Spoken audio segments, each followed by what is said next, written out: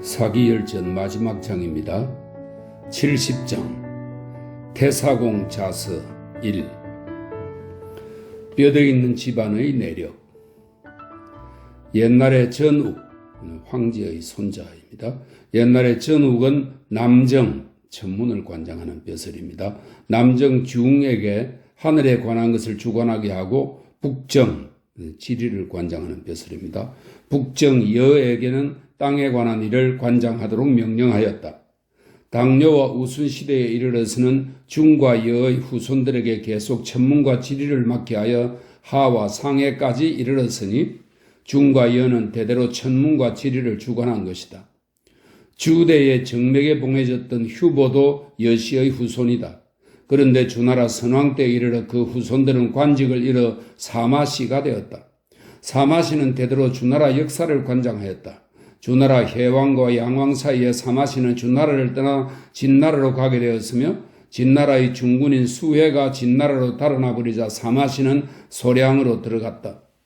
사마시가 주나라를 떠나 진나라로 간 뒤부터 사마시 일족들은 뿔뿔이 흩어지기 시작하여 어떤 사람은 위나라에 살고 어떤 사람은 조나라에 살고 몇몇은 진나라에 살기도 했다.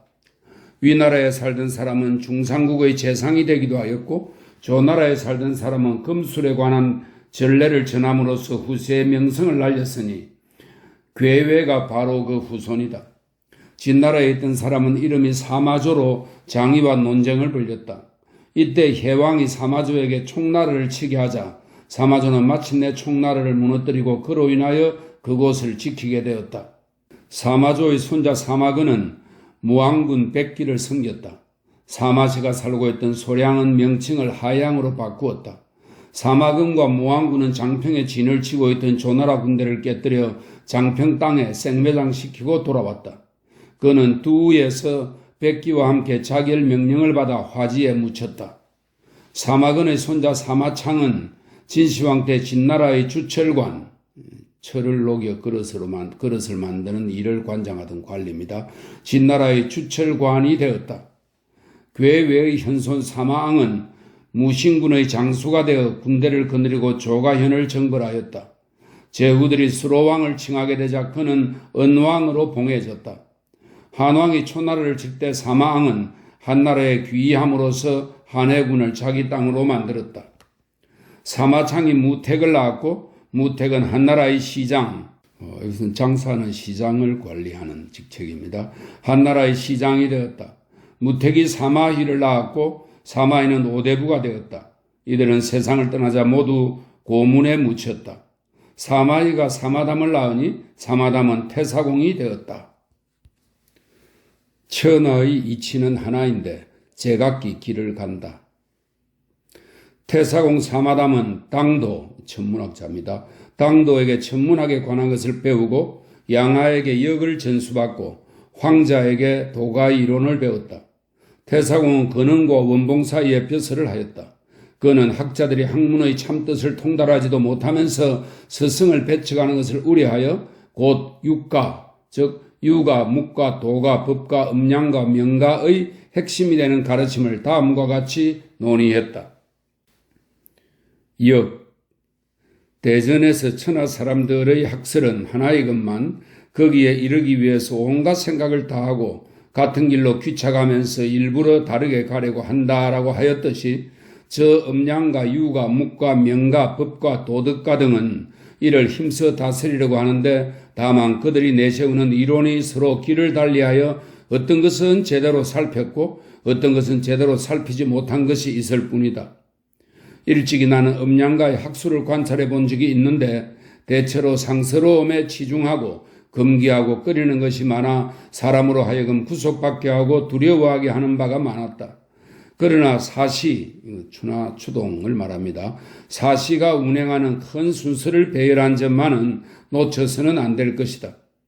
유가의 학설은 넓고 요점이 적어 힘써 연구해도 효과는 적다. 이로 인하여 그들의 학설을 모두 따르기는 어렵다.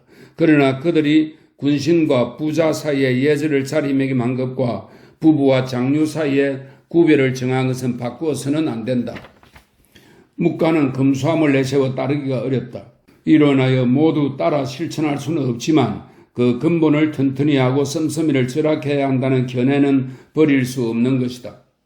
법과의 학설은 엄격하여 은혜가 적지만 군신과 상하의 본분을 바르게 하자는 것은 고칠 수 없는 것이다. 명가는 사람들을 명분에 얽매이게 하고 간략하여 진실을 읽기 쉽게 한다. 그러나 그들이 명분과 실질의 관계를 바르게 한 것은 살피지 않을 수 없다. 도가는 사람으로 하여금 정신을 한 곳으로 모아 행동을 무형의 도에 들어맞게 하고 만물을 풍족하게 한다. 그 학술은 음양가의 천지 자연의 법칙에 따르고 유가나 묵가의 좋은 점을 받아들이고 명가와 법과의 요점을 취하여 시대에 따라 더불어 옮겨가고 만물에 순응하여 변화하며 풍속을 세우고 이를 시행하니 적절하지 않은 것이 없고 그 취지는 간략하여 요점을 파악하기 쉽고 일은 적게 해도 효과는 많다. 유가는 그렇지 않으니 군주는 천하의 모범과 법도라고 생각하여 군주가 제창하면 신하가 화답하고 군주가 먼저 하면 신하는 따라서 해야 한다. 이와 같이 한다면 군주는 수고스럽고 신하는 편안하다. 도가가 말하는 대도의 요체는 강함과 탐욕을 버리고 지혜를 물리치니 이를 내려놓고 자연의 법도에 맡기는 것이다. 무릇 정신을 많이 쓰게 되면 고갈되고 육체를 너무 수고롭게 하면 피폐해진다.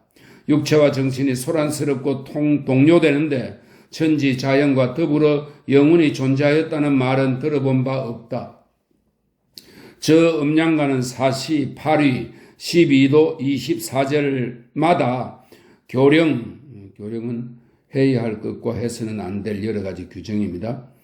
교령을 마련하여 이 교령에 따르는 자는 번창하고 거스르는 자는 죽지 않으면 망한다고 한다.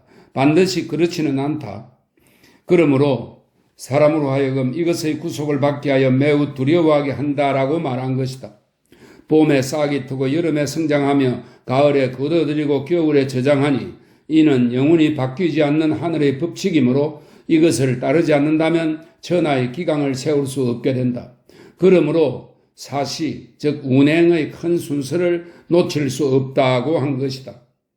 유가는 유계를 법도로 삼는데 유계의 경전이 천만을 헤아려 여러 세대에 걸쳐 배워도 그 학문에 통할 수 없으며 자신의 세대에 모두 바쳐도 그 예의를 연구할 수 없다.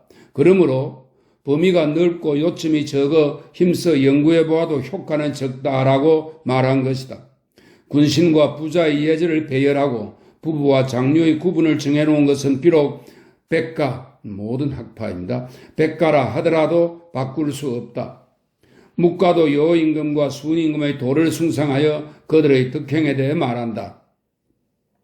여임금과 순임금이 살던 집의 마루 높이는 석자이고 흙으로 만든 섬돌 계단이 세 단이며 지붕은 띠풀로 엮고 처마 끝을 가지런히 자르지 않았으며 원목 석가래도 매끈하게 다듬지 않았다. 밥을 먹을 때는 흙을 빚어 만든 그릇을 쓰고 국을 먹을 때는 흙으로 만든 국그릇을 사용했다. 거친 잡곡밥을 먹고 명아주 잎과 콩잎 국을 먹었다. 여름에는 칡배 옷을 입고 겨울에는 사슴 가죽으로 만든 옷을 입었다. 묵가는 죽은 자를 보내는데 새치밖에 안 되는 오동나무 관을 쓰고 소리내어 울면서도 그 비통한 마음을 모두 드러내지는 않았다. 이렇듯 간략하게 상례를 가르쳐 반드시 이런 것을 모든 백성의 표준으로 삼았다. 그러나 천하 사람이 이와 같이 하는 것을 본받는다면 존귀함과 비천함의 분별이 없어진다. 세상이 달라지고 시대가 바뀌면 사업이 반드시 같아야 할 필요는 없으므로 금약함을 내세워 따르기가 어렵다라고 말한 것이다. 그러나 그 요지의 근본을 강화시키고 씀씀이를 절약해야 한다고 한 말은 사람마다 풍족해지고 집집마다 넉넉해지는 이치이다. 이는 묵가의 장점으로서 비록 백가라 하더라도 폐기할 수 없는 것이다. 법과는 가깝고 먼 관계를 구별하지 않고 귀하고 천한 것을 차별하지도 않으며 법에 따라 한 번에 단죄함으로 가까운 이를 가깝게 대하고 존귀한 자를 존귀하게 대하는 온정이 끊어지고 말았다. 한때의 계책으로 실행할 수는 있어도 오랫동안 사용할 수는 없으므로 엄격하여 온정이 적다라고 한 것이다. 군주를 높이고 신하를 낮추며 분수와 직책을 분명히 함으로써 서로 권한을 뛰어넘거나 침범할 수 없는 점은 백가라도 바꿀 수 없는 것이다. 명가는 살피는 것을 가혹하게 하면서 서로 뒤엉켜 흐려지게 하며 사람으로 하여금 그 진의에 돌아가지 못하게 하고 오로지 명문에 의해서만 결정하여 사람의 정서를 읽게 하므로 사람으로 하여금 명분에 얽매이게 하고 그 진심을 읽기 쉽다라고 말한 것이다. 명분에 의하여 실질을 비판하되 명분과 실질이 서로 호응함으로써 진실을 읽지 않은 이것은 살피지 않을 수 없다. 도가는 억지로 하는 것이 없음을 주장하면서 하지 않음이 없음을 말하는데 그 실질은 쉽게 시행할 수 있지만 그 말은 알기 어렵다. 그들의 학술은 텅 비고 없음을 근본으로 삼고 자연의 순응함을 작용으로 삼는다. 고정된 형세도 없고 일정한 형상도 없으므로 만물의 설정을 구명할 수 있는 것이다. 만물보다 앞서지 않고 만물보다 뒤처지지도 않으므로 만물의 주인이 될 수 있다. 물론 법도가 있지만 자연의 순응함으로 법도로 삼지 않고 시대에 따라서 일을 이루며 제도가 있으나 제도로 삼지 않고 만물에 따라 합쳐진다. 그러므로 성인이 사라지지 않는 것은 시대의 변화를 준수하기 때문이다. 비움은 도의 영원함이며 순응은 군주의 강령이다 라고 말한 것이다. 여러 신하가 모두 이러면 군주는 각자 스스로 그 직분을 밝히도록 해야 한다. 그 실질이 그 명성에 들어맞는 것을 발음이라 하고 그 실질이 명성에 들어맞지 않는 것을 공허함이라고 한다. 공허한 말을 듣지 않으면 간사한 신하는 생겨나지 않고 어진 자와 어리석은 자가 자연스럽게 구분되며 흰색과 검은색이 즉시 드러나게 된다. 이와 같이 운용하고자 한다면 무슨 일이든지 이루어지지 않겠는가? 천지 자연의 도와 합치되어 혼돈의 상태로 들어가며 천하를 밝게 비추어 다시 이름 없는 경지로 돌아가게 된다. 대체로 사람이 살아있다는 것은 정신이 있다는 것이며 기타 가는 것은 육체이거늘 정신을 너무 많이 쓰면 고갈되고 육체를 너무 수고롭게 하면 피폐해진다. 육체와 정신이 분리되면 죽게 된다. 죽은 자를 다시 살려낼 수 없고 떨어진 것을 다시 돌이킬 수 없으니 성인은 이 두 가지를 모두 중시했다. 이로 말미암아 보건대 정신이란 삶의 근본이며 육체는 삶의 도구이다. 먼저 그 정신과 육체를 안정시키지 않고 나만이 천하를 다스릴 수 있다라고 말하니 무엇에 근거한 것인가? 태사공은 이미 천문을 관장하고 있었으므로 백성을 다스리지는 않았다. 그에게 아들이 있는데 사마천이라고 했다. 사마천의 각지 여행. 사마천은 용문에서 태어나 하수 북쪽과 용문상 남쪽 기슭에서 농사를 짓고 가축을 길렀다. 10살 때 옛날 문헌을 암송했으며 20살 때는 남쪽으로 강수와 회수를 유력하고 회계산에 올라 우임금의 동굴을 탐험하고 수은임금이 매장된 구이산도 살펴보았으며 원수와 상수에 배를 띄우고 유람하였다. 그러다가 북쪽으로 문수와 사수를 건너 제나라와 노나라의 수도에 사급을 닦고 공자가 남긴 풍속을 살펴보았으며 주현과 역산에서는 향사를 살펴보았다. 파현, 설현, 팽성 등에서 재앙과 곤란을 겪고 양나라와 초나라를 거쳐 고향으로 돌아왔다. 이때 사마천은 관직에 나가 낭중이 되어서 명을 받들어 서쪽으로 파와 촉 남쪽 지역을 정벌하고 남쪽으로는 공과 작과 곤명을 공략하고 돌아와서 다시 명을 받들었다. 선친의 뜻이 여기에 있지 않은가? 이해에 천자는 비로소 한나라 조정의 봉선의식을 처음으로 거행하였는데 태사공은 주남 즉 낙양에 머물러 있어 그 일에 참여하여 받들 수 없으므로 분통이 터져 죽을 지경에 이르렀다. 그런데 아들 사마천이 때마침 파촉 평정의 사명을 마치고 돌아오는 길이므로 하수와 낙수의 사이에서 아버지를 만나 뵐 수 있었다. 태사공은 사마천의 손을 잡고 울면서 말했다. 내 조상은 주나라 왕실의 태사였다. 이 사관을 말합니다. 태사였다. 일찍이 상고시대의 우임금과 하임금에게서 공명을 드러낸 이래로 천문에 관한 일을 주관해왔다. 후세로 내려오면서 중도에 쇠락하더니 나에게서 끊어지고 마는 것인가? 너는 다시 태사가 되어 우리 조상이 하던 일을 이어야 한다. 지금 천자께서 천년의 대통을 이어받아 태사 안에서 봉선의식을 거행하고 있는데도 내가 따라가지 못한 것은 분명 천명이로다. 천명이로다. 내가 죽거든 너는 반드시 태사가 되어라. 태사가 되거든 내가 논하여 저술하려고 했던 말을 잊지 말아라. 무릇 효도란 부모를 섬기는 데서 시작하며 그 다음은 임금을 섬기는 것이고 마지막은 자신을 내세우는 데 있다. 후세의 이름을 떨침으로써 부모를 드러내는 것이 효도의 어뜸이다. 세상 사람들이 주공을 칭송하는 것은 그가 문왕과 무왕의 덕을 찬양하여 노래하고 주왕실의 근거지인 주남과 소남의 작품을 선양하여 태왕과 왕계의 깊은 생각에 통달하여 공유에 미치고 후직을 받들었기 때문이다. 유왕과 연왕 이후로는 제왕의 도리가 무너지고 예와 악이 쇠락하여 공자께서 옛 전적을 정리하고 폐기된 것을 일으켜 시와 설을 강론하고 춘추를 지었으니 배우는 사람들이 오늘에 이르기까지 그것을 본받는 것이다. 횡린 이래로 400여 년 동안 제후들은 서로 아우리려 하고 사관의 기록들은 내버려지고 끊어졌다. 이제 한나라가 홍기하여 천하가 하나로 통일되고 현명한 군주와 어진 임금과 충성스러운 신하와 정의를 보고 죽는 선비가 나왔다. 그러나 내가 태사가 되고도 이들을 논하여 기록하지 못해 천하의 역사 문헌을 폐기하였구나. 나는 이것이 매우 두렵다. 너는 이 점을 염두에 두어라. 사마천은 고개를 숙이고 눈물을 흘리며 말했다. 소자가 영민하지는 못하나 아버님께서 순서대로 정리해 두신 옛 문헌을 모두 논술에 감히 빠뜨리는 것이 없도록 하겠습니다. 태사공이 세상을 떠난 지 3년 만에 사마천은 태사령이 되어 사관의 기록과 황실 도서관의 석실, 금교에 보관한 책들을 꺼내 모았다. 그로부터 5년 뒤가 마침 태초 원년으로 그해 11월 갑자일 초하루 아침 동짓날에 전력이 비로소 바뀌어 명당을 세우고 모든 신에게 제사를 지냈다. 태사공, 사마천을 지칭합니다. 태사공은 말한다.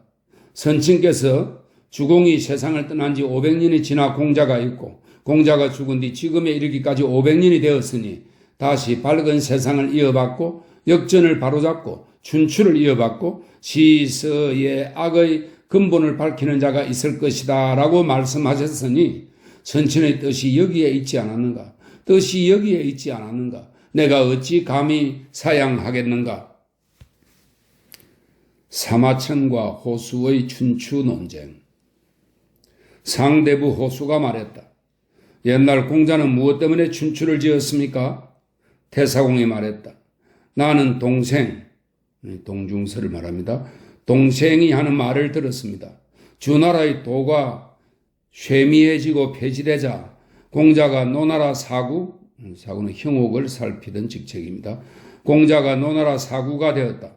그러나 제후들은 공자를 해치고 대부들은 공자를 방해했다.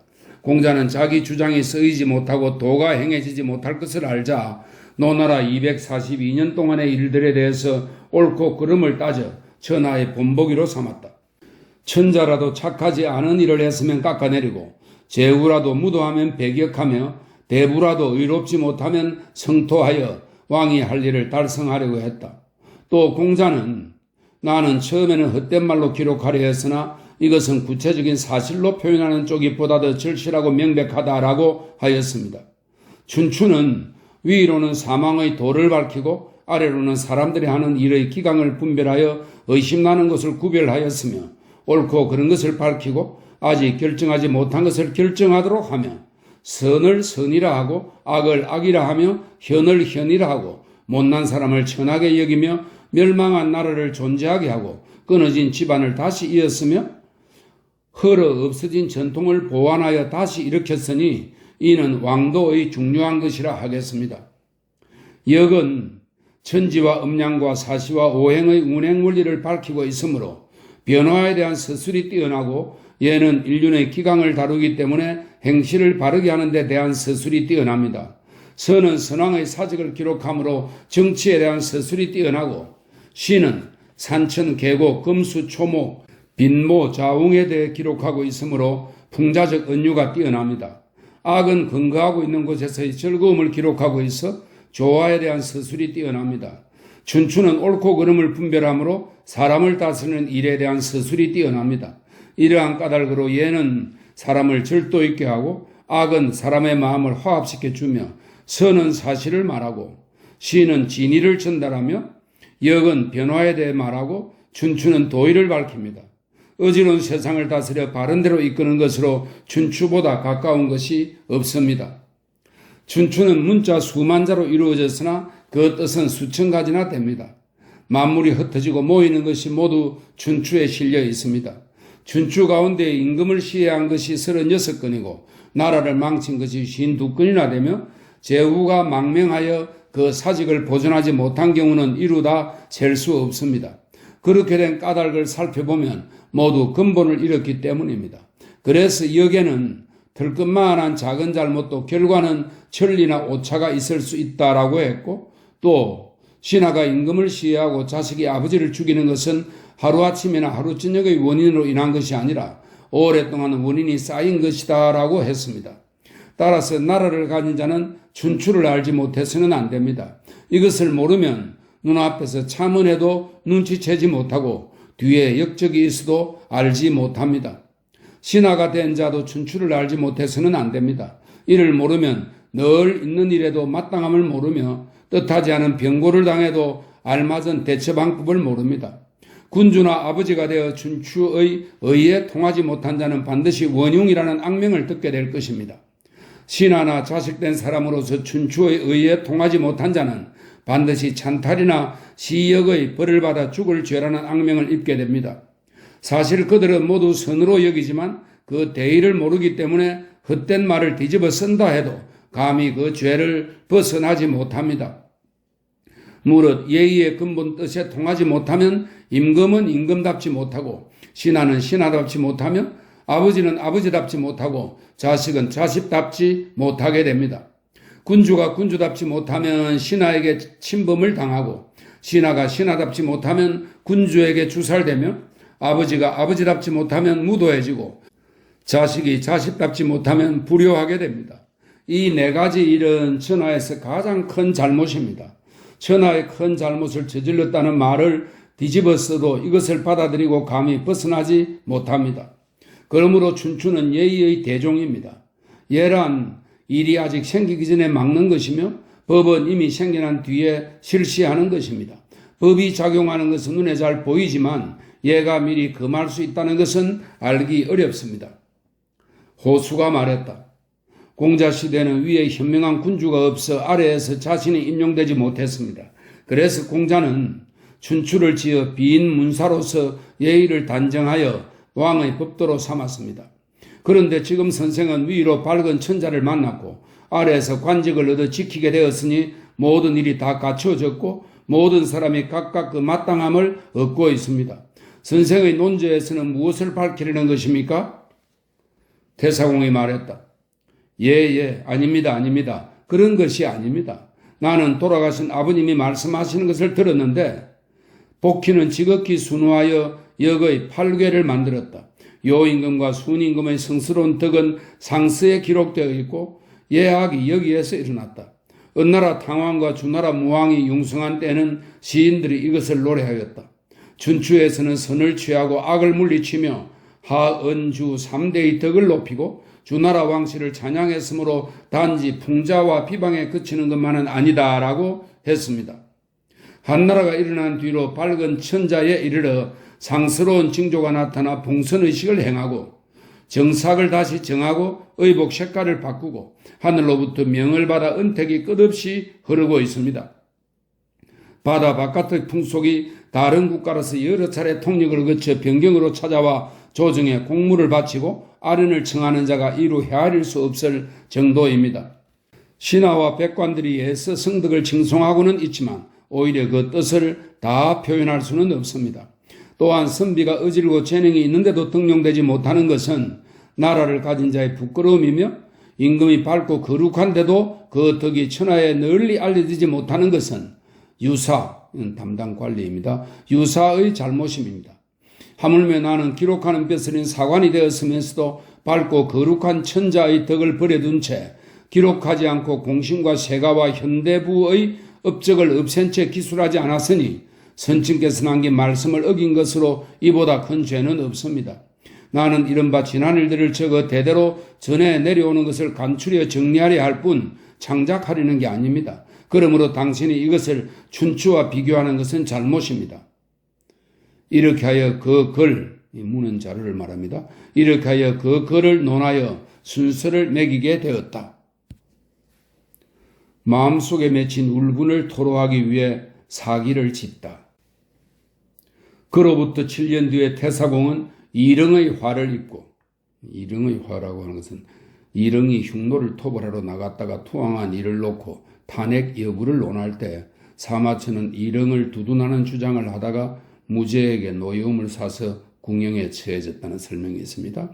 이릉의 화를 입고 감옥에 갇히고 말았다. 그는 한숨을 쉬고 탄식하며 말했다.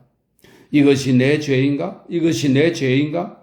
몸이 망가져 쓸모없게 되었구나. 그는 물러나 깊이 생각한 끝에 말했다. 대체로 시와 서의 뜻이 음미하고 말이 간략한 것은 마음속으로 생각하는 바를 펼쳐 보이려 했기 때문이다. 옛날 서백, 주나라 문왕을 말합니다.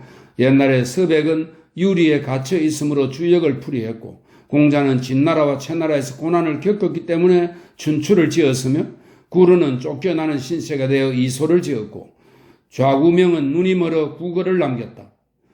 손자, 손빈을 말합니다. 손자는 다리를 잘림으로써 병법을 논했고 여구리는 총나라로 좌천되어 세상에 열암, 이것이 춘추입니다. 열암을 전했으며 한빈은 진나라에 갇혀 세난과 고분 두 편을 남겼다. 시 300편은 대체로 현인과 성인이 발분하여 지은 것이다. 이런 사람들은 모두 마음속에 울분이 맺혀 있는데 그것을 발산시킬 수 없기 때문에 지나간 일을 서술하여 앞으로 다가올 일을 생각한 것이다. 이리하여 마침내 도당부터 인지, 한나라 무제가 기린을 얻어 발 모양을 주조한 것을 말합니다. 인지에 이르기까지의 일을 서술하였으니 황제부터 시작된다. 본기를 지은 뜻. 옛날에 황제는 하늘과 땅을 법칙으로 삼았고 사성, 전욱, 제곡, 요, 순입니다. 사성은 사계절의 운행에 따라 각각 그 법도를 이루었다. 당뇨가 제위를 물려주었지만 우수는 기뻐하지 않았다. 천하는 이들 황제의 공적을 찬미하여 만세까지 이것을 전할 것이다. 오제 본기 제2를 지었다. 우임금의 공적은 구주가 한길같이 입어 당과 우시대를 빛내고 언덕이 자손들에게까지 이르렀다. 하나라 거왕은 음란하고 교만하여 명조로 쫓겨났다. 하본기 제2를 지었다. 설은 상나라를 일으켜 성탕, 3대 후손입니다. 성탕에까지 이르렀다. 태갑은 동에 살았지만 그의 덕은 아영의 힘을 빌려 높아졌다. 무정은 부여를 얻어 고종으로 불렸다. 제신은 주색에 빠져 제후들의 입조를 누리지 못했다. 은봉기 제3을 지었다. 기는 후직, 곡식 발명자입니다. 기는 후직이 되었고 그 덕은 서백시대에 이르러 성대해졌다. 무왕은 목야에서 주왕을 물리쳐 천하를 위로하고 어루만졌다. 유왕과 여왕은 어리석고 음란하여 풍과 호를 잃었으며 점점 쇠하여 난왕에 이르러서는 낙읍에서 조상의 제사조차 받들지 못했다. 주본기 제4를 지었다. 진나라의 선조 백에는 우임금을 도왔다. 목공은 대의를 생각하여 효산에서 싸우다 죽은 군사들을 애도했다. 그는 죽음에 이르자 사람들을 순장시켰는데 시의 진풍 황조편은 이것을 노래하고 있다. 조양왕은 제업의 기초를 닦았다. 진봉기 제5를 지었다. 진시황은 즉위하자 여러 나라를 겸병하고 병기를 녹여 종과 종거리를 만들고 방패와 갑옷을 못쓰게 했지만 그 뒤 왕이라는 호칭을 높여 황제라고 했고 무력을 자랑하며 폭력을 휘둘렀다. 이세 황제가 그 국운을 이어받았으며 자영은 항복하여 포로가 되었다. 진시황 봉기 제6을 지었다. 진나라가 그 돌을 잃자 호글들이 사방에서 나란히 소요를 일으켰는데 항량이 이를 업으로 삼았고 항우가 계승했다. 항우가 경자관군을 찔러 죽이고 조나라를 구하니 제후들이 그를 옹립했다. 그러나 자영을 죽이고 초나라의 회왕을 배반하자 천하는 그를 비난했다. 항우 본기 제7을 지었다. 항우가 포악했던 데 반해 한왕 즉 유방은 공덕을 쌓았다. 촉과 한중에서 분을 떨쳤으며 회군하여 삼진을 평정하고 황후를 죽이고 제업을 이루었다. 그리고 천하가 안정되자 제도를 고치고 풍속을 바꾸었다. 고조 본기 제8을 지었다. 효혜제가 일찍 죽자 여시 일족들은 민심을 얻지 못했다. 여태우가 여록과 여산의 신분을 높여 권력을 강화시키자 제후들이 모반하려고 했다. 조나라 은왕 여의를 죽이고 유왕 우를 유폐시키자 대신들은 의구심을 품어 마침내 여시 종족을 멸문하는 재앙을 당했다. 여태우 본기 제9를 지었다. 한나라가 처음 일어날 때 해제가 죽은 뒤 후사가 분명치 못했으나 대왕을 맞이하여 천자 자리에 오르게 하자 천하의 인심이 하나로 돌아왔다. 문제는 육형을 없애고 관소와 육로를 말합니다. 관소와 교량을 개통시켜 널리 은혜를 베풀었으므로 태종으로 불렸다. 효문 본기 제10을 지었다. 제후들이 교만하고 방자함으로 오왕이 맨 먼저 반란을 일으키자 조정에서는 군대를 보내 주벌을 행하니 오, 초 등 7나라가 죄를 받았다. 천하는 화목해지고 평화롭고 크게 안정되고 부유해졌다. 효경 본기 제11을 지었다. 한나라가 일어난 지 5대가 되었지만 건은 효무제의 연호입니다. 건은 연간에 가장 융성했다. 밖으로는 이적을 물리치고 안으로는 법도를 정비하며 봉선의식을 행하고 정삭을 고치고 복색을 바꾸었다. 금상봉기 제12를 지었다. 10표를 지은 뜻. 하은주 3대는 너무 멀어 연대를 고정할 수 없어 대체로 보첩과 옛날 문헌들에서 취하여 이를 근본으로 하고 여기에 대략적으로 추정하여 3대 세표 제1을 지었다. 유왕과 여왕 이후로 주나라 왕실이 쇠미해지자 제후들이 정권을 휘둘렀는데 춘추에도 기록하지 않은 부분이 있다. 그러나 보첩에 기록된 경락에는 오패가 번갈아가며 성하고 쇠했다. 주나라 시대의 제후들이 서로 앞서거니 뒤서거니 한 의미를 고찰하고자 12제후 연표 제2를 지었다. 춘추시대 이후로는 배신, 이것은 제후국의 대부가 천자에게 자신을 일컫는 말입니다. 배신들이 정권을 잡고 강대한 나라가 서로 왕이라고 일컬었다. 진나라에 이르러서 중원의 제후들을 아우르고 그들의 봉토를 없애고 황제의 칭호를 제멋대로 사용하였다. 육국연표 제3을 지었다. 진나라가 포악했기 때문에 초나라 사람이 반란을 일으켰다. 항우가 드디어 난을 자행하였으나 한나라가 의로움에 기대어 일어나 이를 정벌하였다. 8년 동안의 천하는 주인이 세 차례나 바뀌었기에 사건은 복잡하고 변화가 많았다. 진초지제 제4를 상세하게 지었다. 한나라가 일어난 이래 태초 연간에 이르기까지 100년 동안 제후들은 폐립되고 봉지가 나뉘고 깎였지만 보첩의 기록이 분명치 않은데 이것은 담당 관리가 이어서 서술할 방법이 없어 제후국의 강약의 원리에 의거하여 세대를 끊지 못했기 때문이다. 한흥 1회 제후연표 제5를 지었다. 고조가 처음 천하를 취할 때 보좌한 신하와 공신들은 부제를 쪼개받고 자기를 받았으며 그 은택이 후손에까지 전해졌다. 그런데 어떤 이는 대대로 전해 내려오는 것을 잊거나 죽음을 당하기도 하고 나라를 망하게 하기도 했다. 고조 공신우자 연표 제6을 지었다. 해제와 경제 연간에는 고조의 공신 가운데 남은 사람들을 예우하여 직위와 봉토를 내려주었다. 그래서 해경간 후자 연표 제7을 지었다. 북쪽으로 강성한 흉노를 토벌하고 남쪽으로는 굳센 월나라를 무찔러 많이들을 정벌함으로써 그 무공에 따라 여루에 봉해진 사람이 많다. 건은 이래 후자 연표 제8을 지었다. 제후들이 강대지자 7나라가 연합하여 반란을 일으켰다. 제후 자제들이 너무 많아졌으므로 자기와 봉업이 없는 경우에는 은혜를 베풀고 의를 행하였으므로 제후들의 세력은 약해지고 위덕은 한나라 왕실로 돌아갔다. 왕자 후자 연표 제9를 지었다. 나라에 어진 재산과 훌륭한 장수가 있다는 것은 백성의 사표이다. 한나라가 일어난 뒤의 장상과 명신의 연표를 만들어 어진 사람에 대해서는 그 치적을 기록하고 어질지 못한 사람에 대해서는 그가 한 일을 분명히 밝혔다. 한흥 1회 장상 명신 연표 제10을 지었다. 팔설을 지은 뜻. 하은주 3대2에는 더하고 덜한 것이 있는데 제각기 그 힘쓰는 바를 달리하기 때문이다. 그렇지만 그 요지는 사람의 성정에 가깝고 왕도에 통하는 것이므로 얘는 사람의 자질에 근거하여 수식을 더하고 대략 고금의 변화에 어울리게 하는 것이다. 예서 제1을 지었다. 음악이란 풍속을 옮기고 바꾸는 것이다. 시의 아, 송의 소리가 흥했을 때부터 사람들은 정나라와 위나라의 음악을 좋아하였으니 정나라와 위나라의 음악은 그 유래가 오래된 것이다.